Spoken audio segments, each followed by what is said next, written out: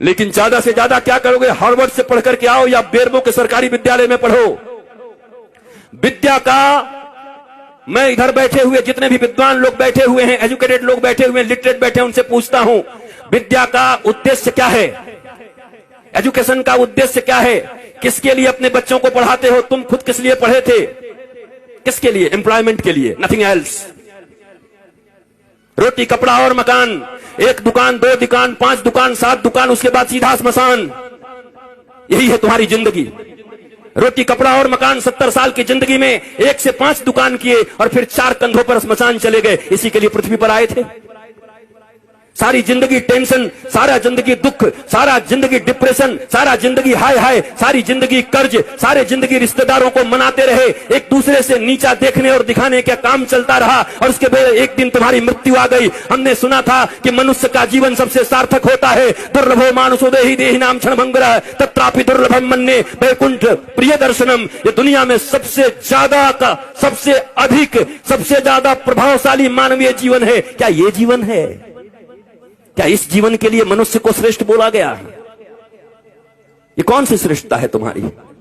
तुम चैन से सो नहीं सकते, तुम चैन से बैठ नहीं सकते, तुम पड़ोसियों का उत्थान नहीं देख सकते, तुम दुख को हैंडल नहीं कर सकते। राम जी के जैसा सत्ता चला जाए, उसके बाद भी जब माता कौशल्या पूछती हैं, राम तुमने सब काम कर लिया ना, सारी पूजाएं कर ली ना, कल मेरे बेटे का राज्याभिषेक होने वाला है, कल तो युवराज बनेगा। तो धीरे से राम जी कहते हैं, मां मेरे पिताजी इतने छोटे थोड़ी हैं। बोला क्या हुआ?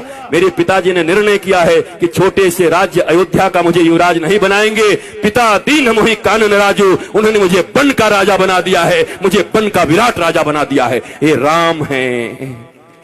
रातों रात सत्ता छिन गई पर अपने पिता को कह रहे हैं, मेरे पिता ने मुझे बन का राजा बना दिया। मां अयोध्या छोटी है, मैं बड़ा हूं ना। तो कहा तू इतना छोटा राज्य संभालेगा? तू बन का राज संभाल।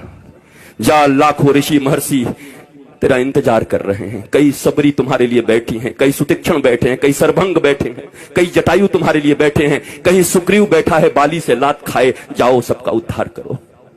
और इसलिए राम को वनवास दे दिया। पर तुम्हारे जीवन में ऐसी स्थिति आ जाए तो तुम्हारे बच्चे आत्महत्या कर लेते। नंबर कम आ जाए, अगर पिताजी ने कह दिया, माताजी ने, अगर तेरा 80% से कम आया, शर्मा जी के बेटा से अगर तेरा नंबर कम आया तो मैं जहर खा लूंगी। बच्चा देखता है नंबर तो आया 60%, घर आते आते सोचता है आखिर माता पिता ने कहा है हम जहर खा जाएंगे, वो क्यों मरेंगे, हम ही खा जाते हैं। इतना प्रेशर क्यों पढ़ने का? क्या पढ़ा रहे हो? मशीन बना रहे हो बच्चों को? गधों की तरह बोझ टांग दिया है यहां पर। क्या करोगे? 2 रोटियां ही तो कमाओगे ना, 2 कपड़े ही तो पहनोगे ना, इतने ही ना, किससे कुछ ज्यादा? रावण और राम की वृत्ति में क्या अंतर है? इतना ही तो है। रावण कहता है कि दुनिया में जितना भी सुंदर है वो सब मेरा होना चाहिए, सब मेरा है। राम जी कहते हैं जो मेरा है वो सबसे सुंदर है। यही राम और रावण के विचार में अंतर है। जो मेरा है वो सबसे सुंदर है। दुनिया का सब सुंदर मेरा करने में तो रावण बन जाओगे। इस वृत्ति का अंतर है। यही राम और रावण का युद्ध है। जो प्राप्त है वही पर्याप्त है, नहीं तो सर्वत्र दुख व्याप्त है। जो प्राप्त है वही पर्याप्त है। मेरे पास जो कुछ है वही है।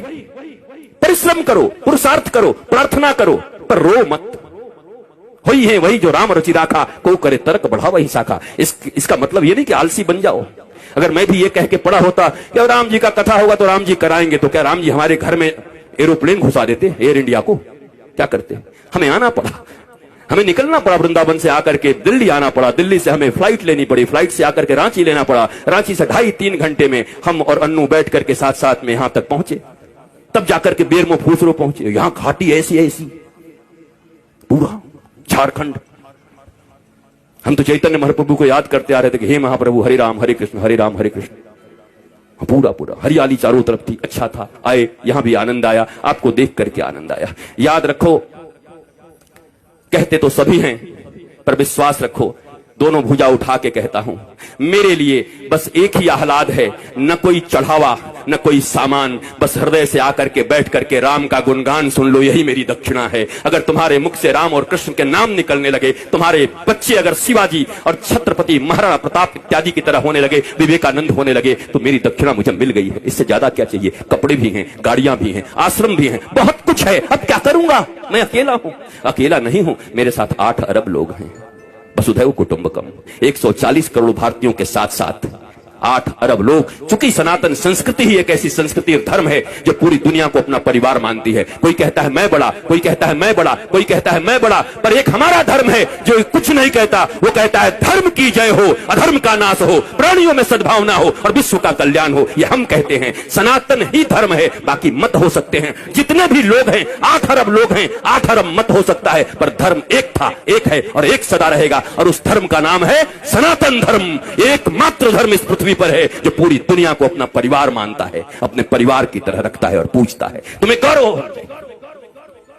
मुझे याद है आज के 10-12 साल पहले जब योगी आदित्यनाथ जी महंत जी सांसद थे, हमारा मिलन हुआ गोरखपुर में, गोरखनाथ पीठ में। एक भागवत की कथा थी, वहां मैं भी था, आप भी थे, एक साथ बैठे हुए थे। हमारी चर्चा होने लगी। उन्होंने कहा क्या कहे, लोग हमें सांप्रदायिक सांप्रदायिक कहने लगते हैं। हम कि महाराज जी अब हमें ग्रंथ खोलना चाहिए। ग्रंथ खोल करके संप्रदाय का परिभाषा क्या है, संप्रदाय किसको कहते हैं। सम्यक प्रकार से हमारे पूर्वजों ने जो हमको प्रदान किया है, जो विचारधारा, जो अपनी विचारधारा, पवित्र विचारधारा हमारे पूर्वजों ने हमें प्रदान किया है, उसको कहते हैं सम्यक प्रकार से विचारों को प्रदान करने की प्रक्रिया को संप्रदाय कहते हैं। और अगर इसे संप्रदाय कहते हैं तो महाराज आज के बाद आप कह दीजिएगा टीवी चैनलों पर कि गर्व से कहो हम सांप्रदायिक हैं, हमारे पूर्वजों ने हमको जो विचार दिया है उसको लेकर के हम इस दुनिया में चल रहे हैं। लज्जा क्यों करते हो, शर्म क्यों करते हो? ये अनपढ़ लोग, ये गंवार लोग जिन्होंने मैकोले की शिक्षा विद्या पढ़ा करके तुम्हें पीछे की ओर ढकेल दिया, तुम सच्ची बात भी कहते हो तो कहने के लायक नहीं रह जाते हो। सांप्रदायिक कोई खराब शब्द नहीं है, संप्रदाय शब्द भारत का सबसे प्यारा शब्द है, सनातन संस्कृति का सबसे प्यारा शब्द है। पर तुमको संप्रदाय के लिए क्या पढ़ा दिया गया? तुष्टीकरण और संप्रदाय पढ़ा दिया गया तुमको। यहां तुष्टीकरण नहीं, यहां 140 करोड़ लोगों के संतुष्टीकरण की बात होती है। यहां 8 अरब विश्व के लोगों की संतुष्टीकरण की बात होती है। यह है सनातन धर्म। तुम्हें गौरव होना चाहिए अपने धर्म के ऊपर, पर तुम बैकडोर में रहते हो, पीछे रहते हो, क्योंकि तुम्हारे पास ज्ञान नहीं है, क्योंकि तुमने हिंदी नहीं पढ़ी, तुम इंग्लिश पढ़ रहे हो। न हिंदी न इंग्लिश, ये मिली जुली। मुझे ताज्जुब तब लगता है जब ये भोजपुरी सिनेमा के एक्टर भी जब टीवी पर आते हैं तो एंड आई इफ यू, अरे भोजपुरी में पिक्चर बनाए, भोजपुरी में बोल। ये हिंदी एक्टर जब आते हैं, सिनेमा बनाएंगे हिंदी, बनेंगे कूली, बनेंगे गांव के आदमी, पर जब आएंगे तो एंड आई एंड दिया एंड मेरी जान आँखें, अरे हिंदी बोल भाई। तुमको इन हिंदी वालों ने सुपरस्टार बनाया है, टेटे टेटे इंग्लिश बोलता है बैठ के। पर हमारे देश में अंग्रेजी बोलना मतलब एजुकेटेड होना, ज्ञानी होना। ये भारतीयों, इस गुलामी से कब निकलोगी?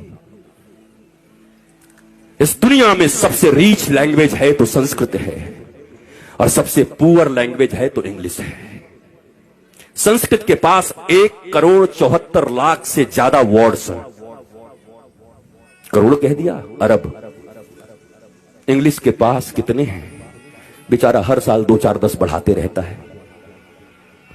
हमारी कितनी बढ़िया संस्कृति है, मौसी, चाची, मामी, वहां सब आंटी, पता ही नहीं कौन क्या।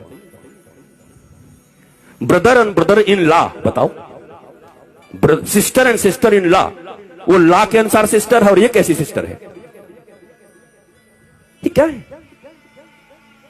This is language. बोलने दो जो बोलते हैं, तुम भी सीख के रखो, पर गौरव तो अपनी संस्कृत पर करो। संस्कृत में गाली भी दोगे ना तो बड़ा आनंद आएगा। किसी को कह दो ना, आप तो ग्राम सिंह हैं, खुश हो जाए। ग्राम सिंह, ग्राम सिंह का अर्थ कुत्ता होता है, कुकुर।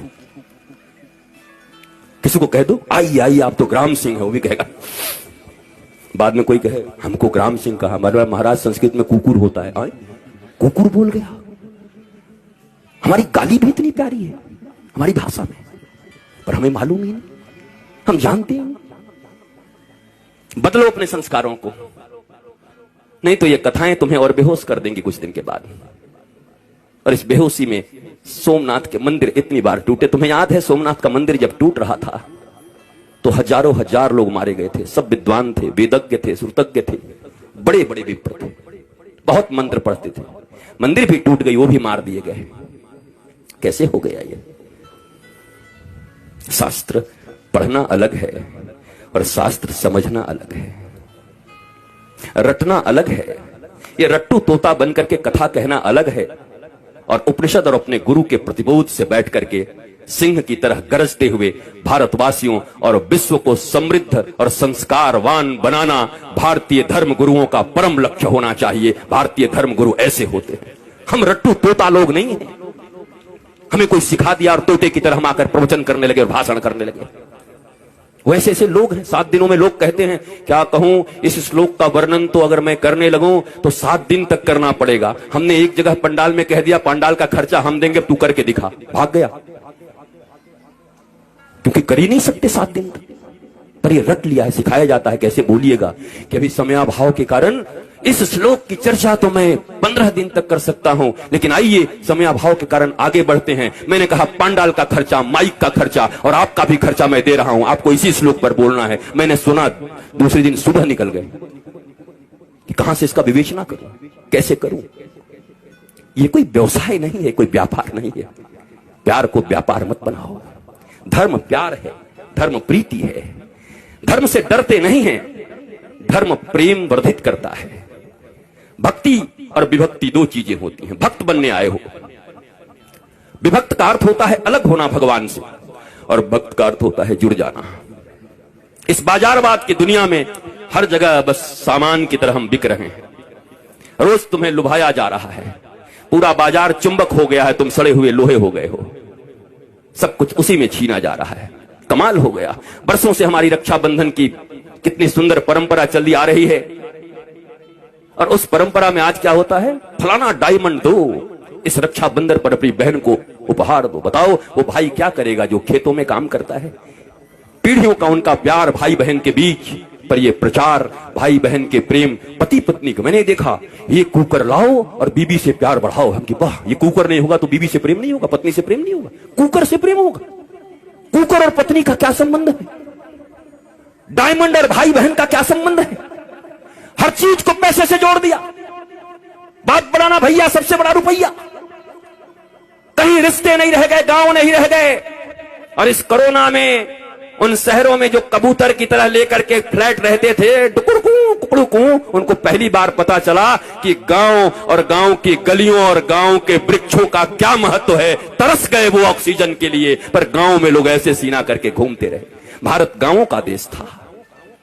यहां ऑक्सीजन फ्री, यहां जल फ्री, और सबके सब पहले हम ऐसे भारतवासी लोग हैं। पहले इतना यूरिया डाल दिया, खेती करने लगे, पंजाब में खेती होने लगी, पंजाब में इतना अन्न उपज, हरित क्रांति आ गई। ऐसी हरित क्रांति आ गई कि पंजाब से ट्रेन चलने लगी, कैंसर स्पेशल ट्रेन। क्या करोगे ऐसी हरित क्रांति का जब अपने ही बच्चों को कैंसर का पेशेंट बनाते रहे। इतनी भूख और इतनी लालच किस बात की है? तो ये भारतवासियों को हो क्या गया है? जो भारत विश्व गुरु था, जिस भारत की माताएं प्रहलाद, अलर्क जैसे पुत्रों को जन्म देती थी, ये हो क्या गया है? ये कहां से बुद्धि बिगड़ गई हमारी?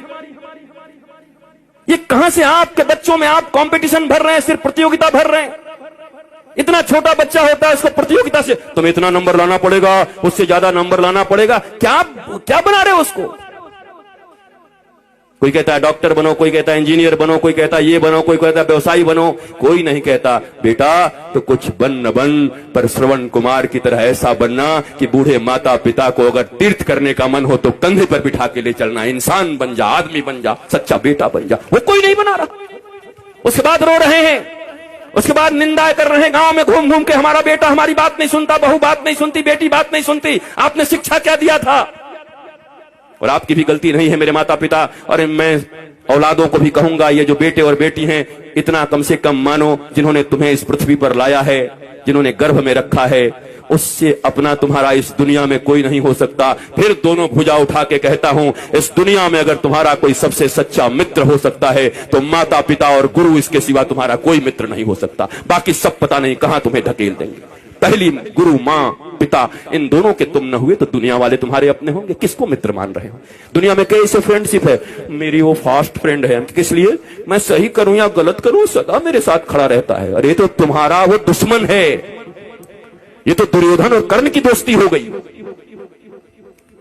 कर्ण को दुर्योधन ने अंग देश का राजा बना दिया, इसलिए कर्ण श्री कृष्ण और धर्म के खिलाफ खड़ा हो गया, और खिलाफ खड़ा हो गया तो 12 के भाव में मारा गया, जबकि कर्म से बड़ा कोई दानवीर नहीं था।